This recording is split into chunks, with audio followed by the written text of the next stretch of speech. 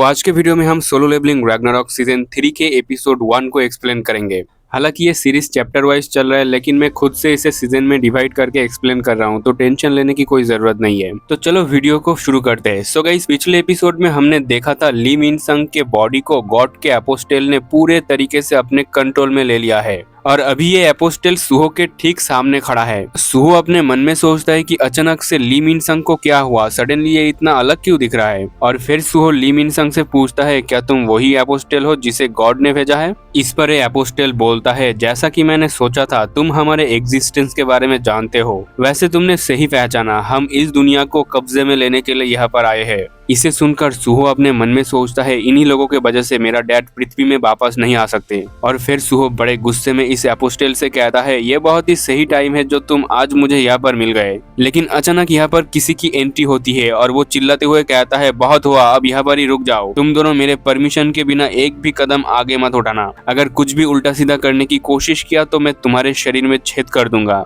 और इस वॉइस में काफी ज्यादा ऑरा था। ये दोनों तो अपने जगह पर स्टैचू हो जाता है। हम देखते हैं कि ये और कोई नहीं लिम ताइगू है। लिम ताइगू पूछता है, ली मिन संग एग्जैक्टली तुम्हारे साथ हुआ क्या है, तुम ऐसा क्यों दिख रहे हो, आखिर तुमने क्या कर दिया। सुहो तो एस रैंक हंटर लिम ताइगू को देखकर काफी सरप्राइज होता है और फिर एपोस्टेल सुहो से कहता है, ऐसा लगता है कि हम अपनी गहरी बातचीत यहाँ पर जारी नहीं रख पाएंगे, तो मुझसे मिलने इस जगह के सबसे हाई स्पॉट पर आ जाओ ब्लैक मास्क वाले लड़के।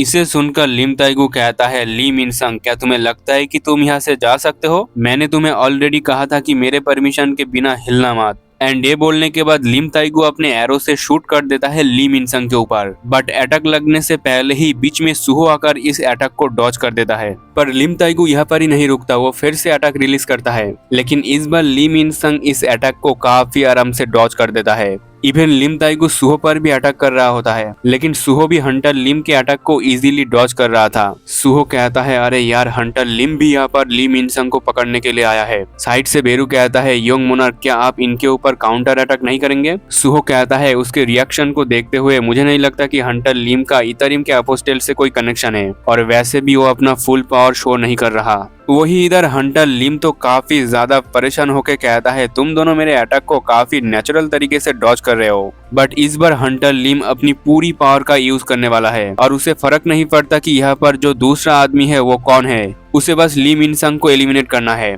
पहले तो हंटर लिम अपने फुल पावर का इस्तेमाल नहीं कर रहे थे, क्योंकि उसे लग रहा था कि वो ली मिन संग को सेफली वापस ला सकता है। बट अब कोई फायदा नहीं, और जब ये अटैक जाकर ली मिन संग पर लगने ही वाला था, तभी लिम ताइगू के सामने एक शैडो गॉब्लिन आ जाता है और तुम लोगों को पता चल गया होगा कि ये काम किसका है। लेकिन लिम ताइगू को समझ में नहीं आता कि यहाँ पर गॉब्लिन क्या कर रहा है। बट जो भी हो, इस गॉब्लिन से हंटर लिम का ध्यान भटक जाता है और उसका फायदा उठाकर ली मिन संग यहाँ से निकल लेता है। खैर, इसके बाद शाम के टाइम हम देखते हैं हंटर लिम एसोसिएशन चेयरमैन को कॉल करके बताता है, माफ करना, ये मेरी मिस्टेक है जिस वजह से ली मिन संग भाग गया। लिम ताइगू ये भी बताता है कि मिन संग का बिहेवियर नॉर्मल नहीं लग रहा था, शायद ड्रग लेने के वजह से ये हुआ होगा। बट उसके अलावा यहाँ पर एक और हंटर भी मौजूद था, एक हंटर जो कि ब्लैक मास्क पहना हुआ था। अब ये सुनते ही मिस्टर चोई तो काफी ज्यादा शॉक होता है और हंटर लिम से पूछता है, अगर वो हंटर ब्लैक मास्क पहना हुआ था तो क्या वो कोई ऐसा था जो क्लोज कॉम्बैट फाइट में अच्छा है? हंटर लिम कहता है, हाँ वैसा ही था, बट तुम्हें ये कैसे पता?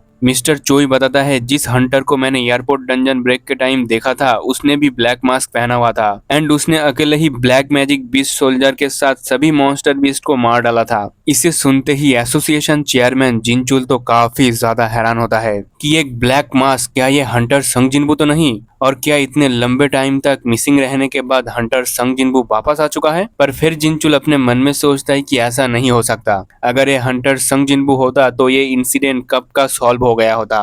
मतलब ओवरऑल जिनचुल को लगता है कि शायद ये जिनबू का बेटा संग सुहो का काम होगा। जो भी हो, इसके बाद सीन चेंज होता है। हम देखते हैं सबसे हाईएस्ट पीक पर सुहो आया है गॉड के अपोस्टेल यानी ली मिन संग से मिलने के लिए। अभी ये अपोस्टेल सुहो से कहता है, ये बहुत ही अनएक्सपेक्टेड था, तुमने उस टाइम मेरी मदद क्यों की? सुहो कहता है, ये तो ऑब्वियसली बात है, अगर वहाँ पर सिचुएशन डेंजरस हो जाती तो तुम ली मिन संग के बॉडी को छोड़कर ही भाग जाते, है ना? इस पर गॉड का एपोस्टल पाक दोजिन जो कि ली मिन संग के बॉडी में है वो कहता है, मैंने तुम्हारे बारे में डेमन से सुना है, वो लोग तुम्हें अंधकार से आया हुआ शैडो मोनार्क बुलाता है, तो बताओ तुम शैडो मोनार्क से कैसे रिलेटेड हो। इस पर सुहो बोलता है, ऐसा लगता है कि तुम्हारे पास भी बहुत सारे सवाल है एंड मुझे अब उनका जवाब देने की कोई जरूरत नहीं है, मेरा इरादा बस तुम्हें कुचलना है और तुमसे जानकारी निकलवाना है। साइड से बेरू कहता है, यंग मोनार्क प्लीज थोड़ा संभाल के, क्योंकि जब से इतरिम के अपोस्टेल ने ली मिन संग के बॉडी को अपने कब्जे में लिया है, मैं ये अंदाजा नहीं लगा सकता कि सामने खड़ा ये शख्स कितना ज्यादा स्ट्रांग है। सुहो कहता है, चिंता मत करो बेरू, मैं इस मोमेंट के लिए ही तो प्रिपरेशन किया था।